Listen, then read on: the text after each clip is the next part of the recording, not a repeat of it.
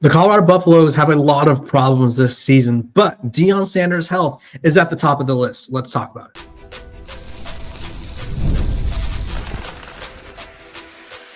You are Locked On Buffs, your daily podcast on the Colorado Buffaloes, part of the Locked On Podcast Network, your team every day. Welcome to Locked On Buffs. I'm your host, Kavian Borba. Today's episode is brought to you by our sponsors over at FanDuel. Right now, new customers bet just $5, and if your bet wins, you'll get $300 in bonus bets to use across the app. So download the app today. We are also brought to you by the Locked On Podcast Network. It's your team every day for free and available wherever you get your podcasts. So make sure to like, subscribe, and follow. That way you're not missing out on a moment of the coverage. Today, we're talking about Deion Sanders' health. He made a pretty jarring and scary admission after Colorado's loss to TCU. We're going to talk about why I think it's Juju Lewis time. Julian Lewis should probably take over as a starter for Kaidon Salter, and I'll explain why. And Colorado is in the mix for the number one quarterback in the 2027 class, and why I think that's a huge recruit that they need to really land. So let's talk Coach Prime's health. As we all know, Colorado loses to BYU 35-21. The score was the game was a lot closer than the score indicated. Obviously, TCU, excuse me. I don't know why I can't say that right now. They put up a late touchdown that really sealed the deal. And Colorado, disastrous performance, 3 turnovers from Kaidon Salter, all that jazz. We know how that went, right? But after the game, Coach Prime was asked about why he was sitting on a stool, why he had a shoe off at times and during the game. And it was, obviously noticeable. I don't think ESPN noticed, or they at least didn't bring attention to it. But Coach Prime made it clear, he's dealing with some stuff. He said, I think I got more blood clots. He said, the cat's out of the bag. I think I got more blood clots. It don't make sense. I'm hurting like crazy. Now, for those of you that don't know or need to be reminded, Coach Prime has been through a lot. Dating back to 2021, he has had 14 surgeries. He's had toes amputated. He's had part of his left leg amputated / surgically fixed. He had blood clots in his knee, his thigh, and then he also beat bladder cancer this offseason, right? So he has been through the ringer, and it's unfortunate that he has had to deal with so much, and I hope and pray he gets better, right? He has a doctor appointment today, or had one today on Monday at the time of recording this. And I think if you're Colorado, there's the human element of this, right? You really want him to be back, right? Because losing Deion Sanders would be catastrophic for this program. And I know it doesn't look good right now. I know Colorado's sitting at 2-4, but the amount of attention this program gets, the amount of recruiting success, transfer portal success, all of that goes away, possibly, depending on who Colorado can hire. Or you could sort of build off of this and be like, you know what? Look what we did with Deion Sanders. Look at what he did for this program. He helped elevate it to the next level, making it a more attractive job for, I don't know, whoever else, right? We don't want to rush to that before we have to, but I think if you're Colorado, you're a little scared, right? And the point of this episode wasn't to be like Colorado's losing Deion Sanders, but it is to sort of talk about how scary of a period in time this is for Colorado.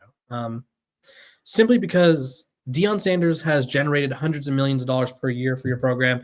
The interest in your school has gone up. Colorado is televised weekly. Not every college football program around the country is televised weekly. Like if you look right now, you could find Ole Miss is going to be playing on the SEC network this week, right? Ole Miss is the number 4 team in the country. They're playing against Washington State, granted. Georgia Tech, number 13 in the country. They're playing on the ACC network, right? There's so many examples of just teams where it's like, okay, LSU, number 11, taking on a good South Carolina team, SEC network, right? There's so many good examples of wow, that team's really good and they have a huge brand and they're not on TV every week, national television every week. Colorado is, right? Coach Prime could put together a top 25 class if he wanted to every year. He did it his first year, and I really thought that this season sort of not working out with the transfer portal, at least not how they imagined. And I think at the end of the day, you could already declare this season somewhat of a letdown as opposed to what the hopes were, simply because Colorado, this team was supposed to be better than last year's, right? Last year's teams went 9-4. So Colorado essentially has, if they're going to match last year's record or surpass it, they have no room for error. right? They cannot lose a game the rest of the season. They'd have to win 6 straight and then win a bowl game just to match last year's record. And that this team is supposedly better than last year's team, right? So Coach Prime's health, utmost importance, right? You love to get him on the sidelines. You'd love to get him recruiting. You'd love to see him healthy as an individual. If you're a Colorado fan, new or old, you're a little scared, right? You should be a little scared, right? Coach Prime has done so much for this program in 3 years here. And to know that it could all be, I won't say taken away, but can all sort of disappear at the snap of a finger. It's very scary for those who support the program, for those who are newer fans that have been following along since he's joined the program in 2020, before the 2023 season, right? Coach Prime has done so much for the sport, for Colorado, and you want him to be healthy. You want him to be pain-free, but you also want him to do the right thing for him, right? So if that means like, hey, flying too much is taking a toll on your body, or doing this is taking a toll on your body, and that involves the job, then obviously some tough conversations have to be had. But if you're a Colorado fan, you're really hoping that like, hey, maybe he's just not feeling well or whatever, because the alternative of him possibly leaving due to health-related issues, one, devastating for him, for Deion Sanders, the person, but two, equally as devastating for Colorado, right? Because you're going to have to start from ground zero again. And we've seen it, right, with certain programs around the country that are starting from ground zero. It's very hard to go from zero to whatever you want it to be, right? There's not many Kenny Dillinghams walking around, or there's not many, I don't even know, Steve Sarkisians for Texas or whoever, right? There's not many of those guys just strolling around college football being like, you know what? Or Kalen DeBoer at Washington, I'm just going to revive this program real quick. There's not many of those. So if you're a Colorado fan, say some extra prayers, give him some extra thoughts, send him good vibes, whatever you think will help Coach Prime, do it, because very scary situation and very unfortunate in general. When we come back, we're going to talk about why it's time for Julian Lewis to take over for Kaidon Salter.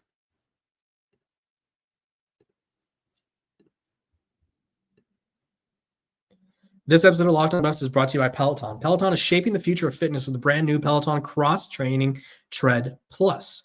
Powered by Peloton IQ, it's their most advanced equipment, yet designed to give you real-time guidance and endless ways to move. Whether you're running, lifting, or cross-training with your favorite instructors, this is training reimagined. Peloton is built for breakthroughs with tools that help you plan, stay motivated, and reach peak performance. I love how the Peloton IQ system offers real-time strength coaching. It actually tracks your reps, suggests the right weights, and corrects your form, making every rep safer and smarter. The swivel screen, is a game changer. You could go from running on the Tread Plus to strength training without missing a beat. So let yourself run, lift, flex, and push forward. Explore the new Peloton Cross-Training Tread Plus today on onepeloton.com.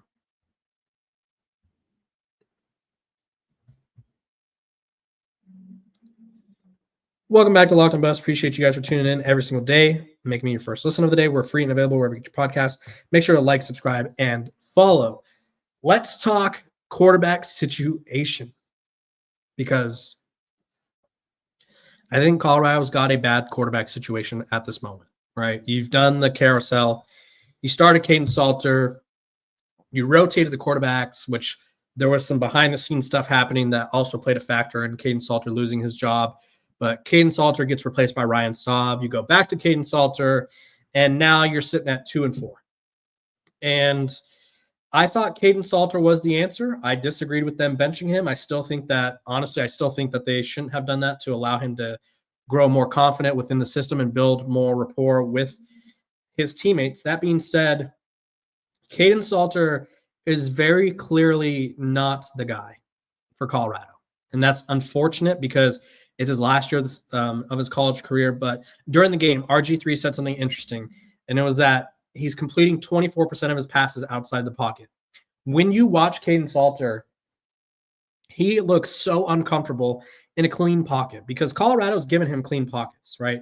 Outside of Larry Johnson III, who had a pass blocking grade of 33.7, the pass blocking grades for Colorado were Seton at 91.6, Zarian McGill at 82.5, Zy Chrysler at 71.8, and then Xavier Hill 71.8. So the offensive line is there, right?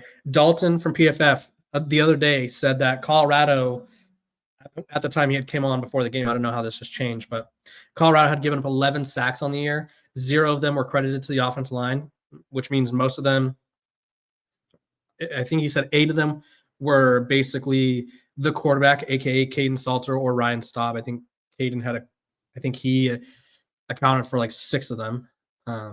Were just sacks that he caused by avoiding the rush or not avoiding the rush, by running out of the pocket, holding the ball too long, right? Kaidon Salter's not comfortable in the pocket. And this is the best pocket that Colorado has had, and God knows how long, right? If Shedeur Sanders had this pocket, this offensive line, Colorado probably wins 11, 12 games, right? They probably don't lose a regular season game last year. I think the big issue that Colorado had the past 2-3 years was like, hey, or the past 2 years, excuse me, Shedeur Sanders had no time to throw. So everything he was doing was simply off of talent, escapability, ability to just sort of make plays on the run. Like Shedeur Sanders was willing that team to victory and still had a terrible offensive line. Now, this offensive line is great, but Kaidon Salter is uncomfortable in the pocket. He's indecisive.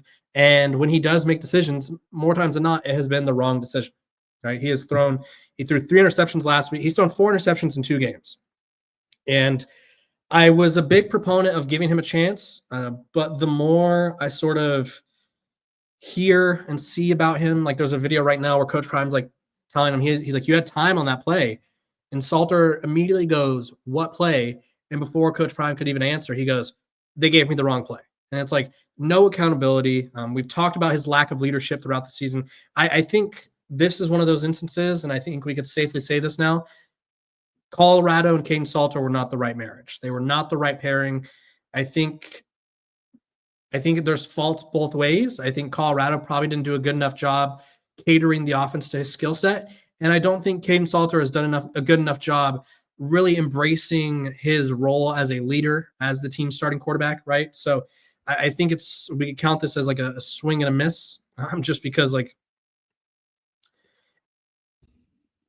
it's obvious. Like he's not the guy for Colorado, and that's okay. I mean, it's disappointing, but there's a reason that you brought in Kaidon Salter, and that was to sort of not throw all the pressure on Julian Lewis right away. Well, I think we've seen what we've had with Ryan Staub and Kaidon Salter, right? Both good against Group of 5 competition, not so good against Power 4 competition. What are you going to do, right? You have 6 games left. I think you're probably going to be underdogs in all of them. You're 2.5-point dogs against Iowa State this week at home. Utah on the road is going to be a tough game. Arizona is quietly a sneaky good team. West Virginia is terrible, but I mean, at this point, Colorado may not be that much better than them. Arizona State's going to be really good, and then Kansas State also bad, but at the same time, Colorado's on that level. So I think you turn away from Kaidon Salter and you go to Julian Lewis, right? At this point, you know you're not contending for a Big 12 title, or at least it doesn't seem realistic, right? Colorado sitting at 3 losses in Big 12 play is not going to get it done. You're probably out of the Big 12 playoff picture. So at this point, the only thing that you're playing for really is for pride and a bowl game. And I hate to be like this guy who's like, Kaidon Salter had his chance. It is what it is. Like, but he did. And it didn't work out, and that's okay. But you have a youngster in Julian Lewis who needs experience, who needs reps, and maybe he's learned sitting there for 6 games now. Like maybe he's ready. And if he's not, that's disappointing, and you could probably wait another week or so. But I just think you're losing the support of the fan base. I think you're losing the buy-in from the players. You could see it on the field. The players don't look bought in with Kaidon Salter at quarterback, and it's just a very tough situation to be in. But if Julian Lewis is ready and you see he's ready, you put him in right now, just because this is his program, and there's really no point in watching Kaidon Salter continue to struggle, right? You could use him in certain packages if you feel that obligated to give him reps. But I mean, I don't think playing Julian Lewis, if he's ready, is the wrong decision. You need a quarterback who can make plays, who can spark excitement, right? You brought Julian Lewis in. The big recruiting pitch with him was like, hey, keys to the program, here you go. Like we're handing you the keys to Shedeur's program. Like hand him the keys now. It's time. You tried out the veteran. You tried out the guy that had a bad season or a down season last year, and you tried it. It didn't work. I think there's a lot of people to blame, but Julian Lewis fits Colorado's system more than Kaidon Salter does. If Colorado brought Kaidon Salter in with the intention of completely revamping the offense to his skill set, I would have supported keeping him in the starting lineup. But they did not. They're mixing things in. I won't take that away from them. But at the end of the day, you could still see the essence of like they are still wanting the quarterback to they are still wanting this to be a Shador-like system, and it's not working that way. So put in Julian Lewis, let him go through the growing pains, let him experience some games, get him some valuable game reps. So that way next year you can sort of hit the ground running, and it's not like, oh, Julian Lewis, be ready to be thrown into the fire. Because you look at Colorado's 20, we'll look ahead already, because I mean, this is assuming Julian Lewis is still there, right? And this is the other reason. You hand him the keys to the program, there's probably a very small chance that he leaves. But next year, you open the season at Georgia Tech. We've seen it this year. True freshmen or redshirt freshman quarterbacks starting on the road have not done well, or even first-time starters, right? Ty Simpson loses at Florida State. Arch Manning loses at Ohio State, at Florida, right? There's so many quarterbacks. Bryce Underwood loses at Oklahoma, right? Don't make your young quarterback go into a hostile environment, regardless of it's Georgia or Georgia Tech. Like, that is a hostile environment, and throw him to the wolves. Give him experience now. So that way it's like, okay, next season he's been there, he's done that, he's seen it, he's ready. And I don't think at this point you're playing for much. So you may as well let Julian Lewis get that experience, and maybe he could get you to a bowl game, and you could ride some confidence and build some recruiting, build a great recruiting class in 2026 and add more talent around him. So that's my stance on it. Comment below, should Julian Lewis be starting in favor of Kaidon Salter? When we come back, we're going to talk a little bit recruiting.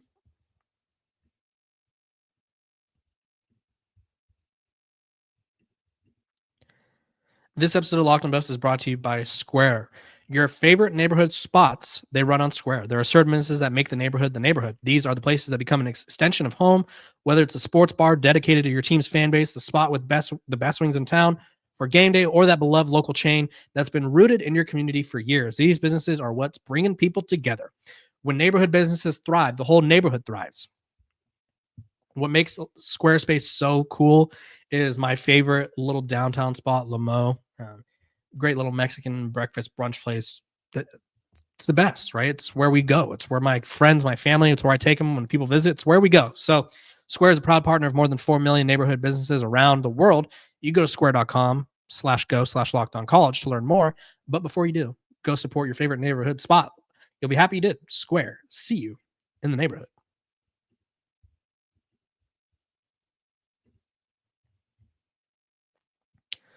This episode of Locked on Buffs is also brought to you by our sponsors over at FanDuel. The NFL season is here, and you don't want to miss out on the offer that FanDuel has. Right now, new customers can bet just $5 and get $300 in bonus bets if you win. That's right. Pick a bet, put down $5, and if it hits, you'll unlock $300 in bonus bets. It makes watching football even more exciting when you got a little something riding on the action. Whether you're a casual fan or love diving into the stats, FanDuel makes the game day experience so much better. So what are you waiting for? Visit FanDuel.com to download the FanDuel app today and get started.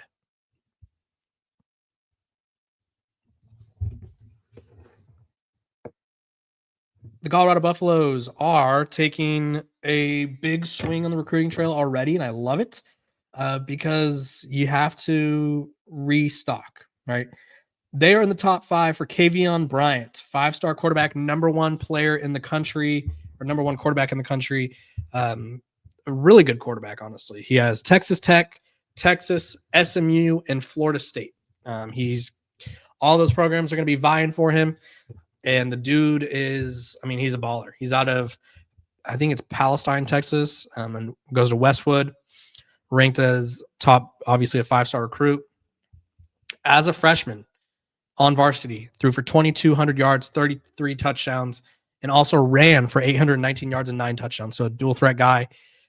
His sophomore season, 2,442 yards, 34 touchdowns, 3 picks, 82.2 completion percentage, another 700 yards rushing and 11 touchdowns, 12.2 yards per carry, 11-1 record, and he led them to the second-round playoff appearance for the second year in a row. Colorado needs a quarterback who's mobile. I think that adds something. I think every coach in college football wants a mobile quarterback, and they need someone like a Kavian Bryant who could help them build their class for years to come. Now, I think SMU is really making a run for him. They have a lot of money, as does Texas, and Florida State's also got the perfect system for him. The thing that worries me is Colorado's system, honestly, but landing a quarterback like Kavian Bryant is something that can help set this program up for years to come, because you go from Julian Lewis, a 5-star, to another 5-star.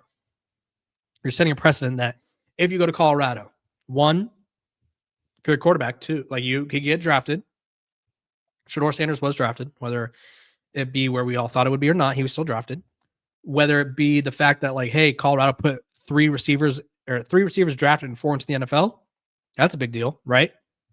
They're setting this precedent that, like, hey, you come to Colorado and you will be playing with some of the best players in college football. So Kavian Bryant, that's the pitch from Colorado. It's like, hey, come be our next player that's drafted.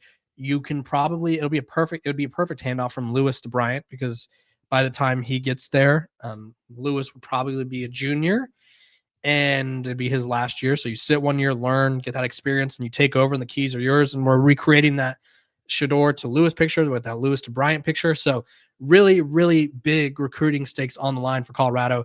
I hope it works out for them, because obviously that would be a program changing addition, or at least a program building addition. I think it depends on, one, obviously NIL is always a factor, but Deion Sanders' health and what Colorado does on offense, right? Because I don't think Pat Shurmur is going to be the offensive coordinator next season. So what do they do to really set themselves apart from these other marquee programs that are probably offering more money, are closer to home, and have a more proven track record, right? You have to stand out somehow. And if you're Colorado, you got to find what that pitch is. And you have to, right? Because recruiting quarterbacks isn't easy for Colorado, right? They brought Julian Lewis in, yes, but after that, they're not really just bringing in a quarterback a class, right? They've been adding transfers. They've been doing this, right? They need some recruiting sets to really get things or help keep things sustained. So I'm Kevin Borba, host of Locked On Buffs, and I'll see you guys tomorrow. Thank all of you for making me your first listen of the day. Free and available wherever you get your podcast, and I hope all of you have a great and safe Monday.